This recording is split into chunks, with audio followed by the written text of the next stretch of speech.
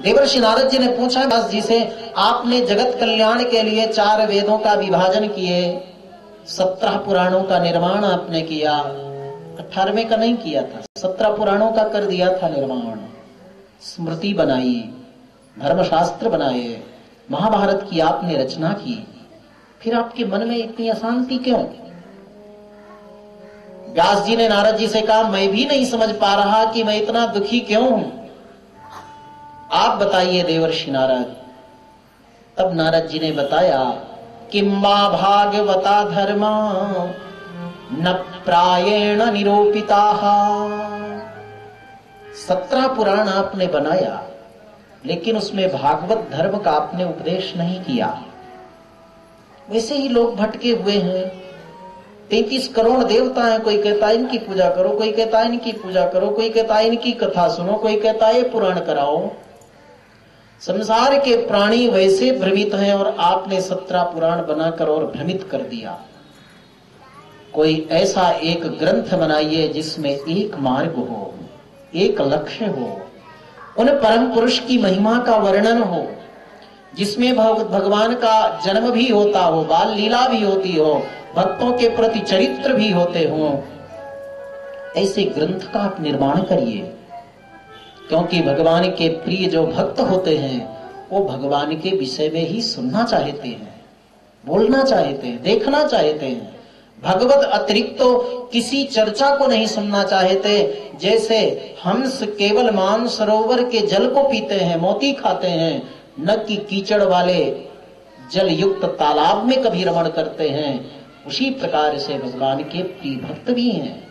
तद्वायसं तीर्थमुशन्ति मानसा नयत्र हंसा निरमन्ति शिक्षयाः नामान्यनन्तस्य सौंकितानि श्रृण्वन्ति गायन्ति गृह्णन्ति साधवः।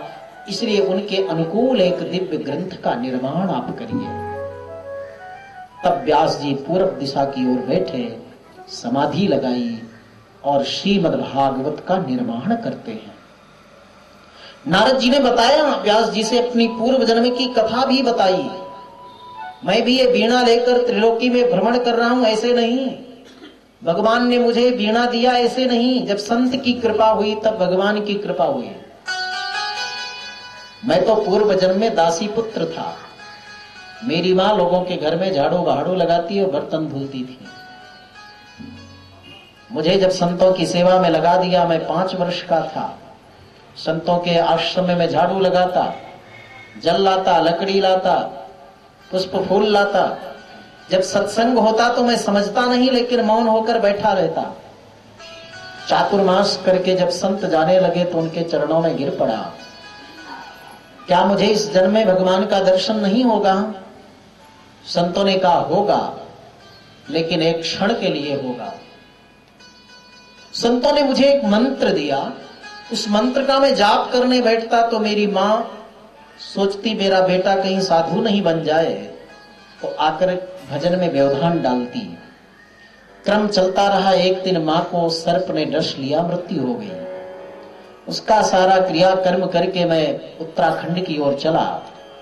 गंगा स्नान करके जब एकांत में जंगल में बैठकर उस द्वादशाक्षर मंत्र का जाप करता तो मुझे अनाहत वाणी का साक्षात्कार हुआ। और एक दिन तो ध्यायतश्चरणाम्भोजं भाव निर्जित चेतसा औत्कंठ्याश्रुकलाक्षस्य हृदयासीन में शनैर्हरिः। मंत्र जाप और प्रभु की मूर्ति का ध्यान करते करते एक दिन मेरा शरीर रोमांचित हो गया, पुलकित हो गया, प्रेमाश्रु बहने लगे। मैं सब कुछ भूल गया और एक क्षण के लिए मुझे उन सर्वेश्वर प्रभु का दर्शन मेरे हृदय में ही मुझे मिला। ऐसा विलक्षण दर्शन, विलक्षण अनुभूति, विलक्षण आनंद की प्राप्ति हुई। उसी दर्शन के लिए मैं पुनः व्याकुल हो गया। एक क्षणिक दर्शन हुआ, जैसे बादलों के बीच में बिजली चमकती है। कहां बिजली दिखाई दे आप जान नहीं पाते, कहते वृक्ष के सामने दिखी। मैं उस दर्शन के लिए तड़पने लगा, व्याकुल हो गया, बिलखने लगा। तो आकाशवाणी हुई, इस जन्म में तुम्हें इतना ही दर्शन है, और दर्शन पाने के लिए तुम्हें और प्रयत्न करना पड़ेगा। नारद जी कहते हैं व्यास जी से, मैं फिर भजन करता रहा और एक दिन मेरा शरीर छूटा, पुनः जन्म मिला। भगवान ने मुझे देवदत्ता नाम की वीणा दी और इसी को बजाते भगवत गुणानुवाद करता हूँ। प्रभु की माया मुझे नहीं अपने अंकुश में ले पाती है। एक संत की कृपा हुई।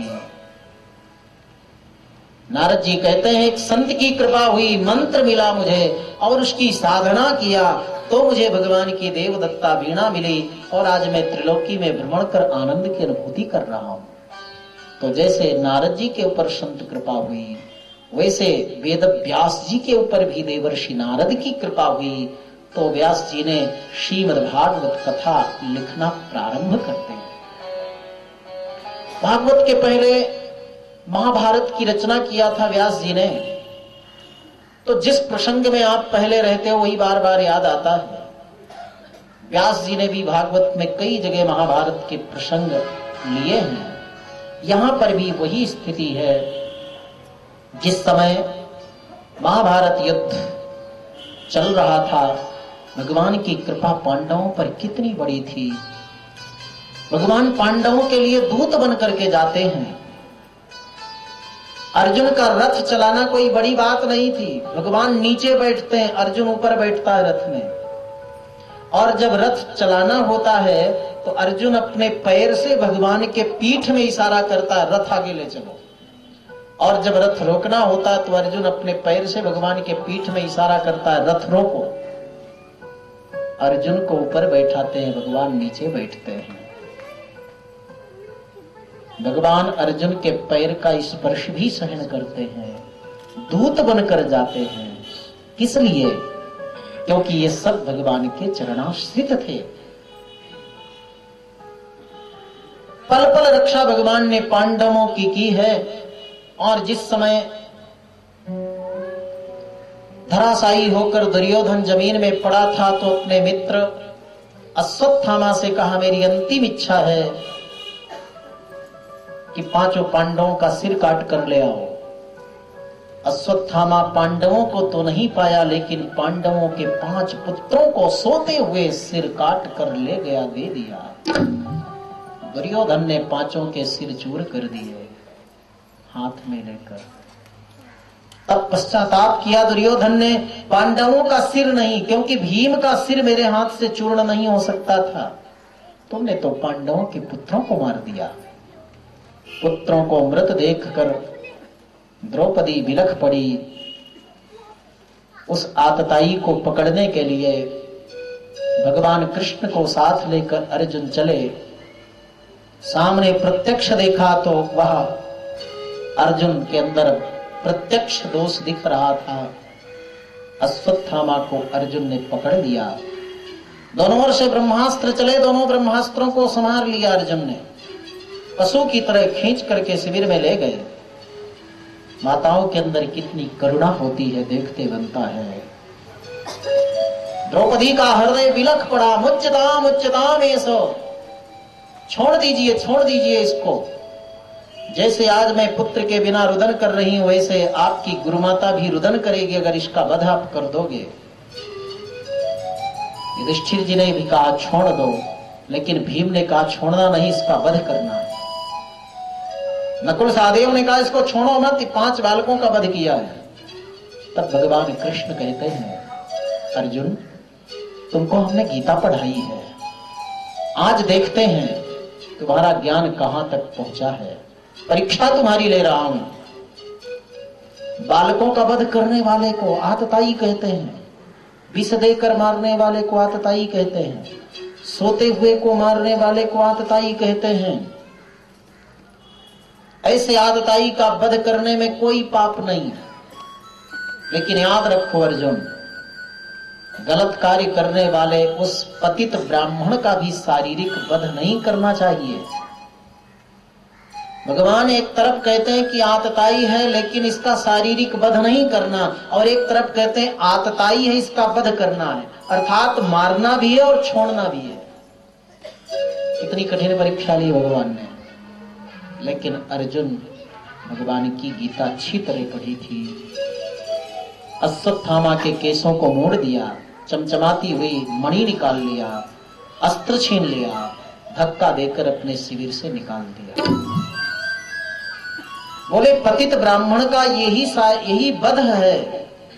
अरे भाई, बड़ों का यदि आप निरादर कर दो, बड़ों का असम्मान कर दो, तिरस्कार कर दो, अपशब्द कह दो, तो उनके लिए मरने के बराबर हो जाता है।